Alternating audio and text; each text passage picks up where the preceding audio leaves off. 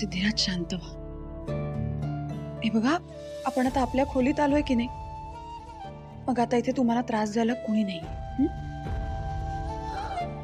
कसं ना भावना, तू माझ्या जवळ असेल तर मला कुठल्याही त्रासाची भीती वाटत नाही. तुला माहितीये, जेव्हा तू दिलेलं पत्र मी वाचलं ना, तेव्हाच मला वाटलं होतं की ते तुझे शब्द नाही आहेत, जबरदस्तीने तुझ्यावरती कोणतरी लादलं आहे.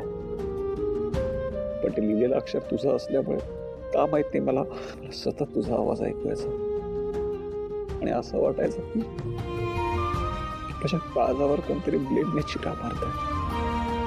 भावना, खूप त्रास झाला मला या सगळ्याचा. सिद्धिराज, मला ना तुम्हाला फक्त त्या कैदेतनं बाहेर काढायचं होतं, म्हणून मी सगळं केलं.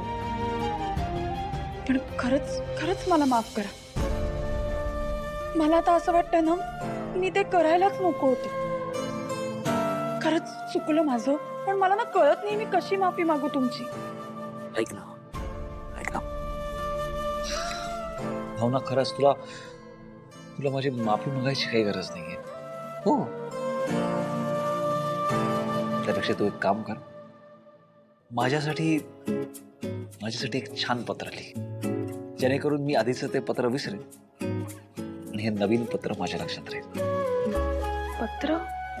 अगं हो, असं पत्र लिह ज्यात तुला माझ्याबद्दल जे काही वाटतंय ना, सगळं लिहून टाकतात. एक मिनिट.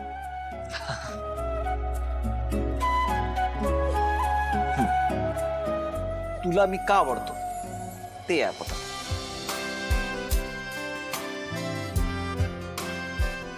सिद्धिराज, तुमच्याबद्दल लिहायला मला ना हे सुद्धा कमी पडेल.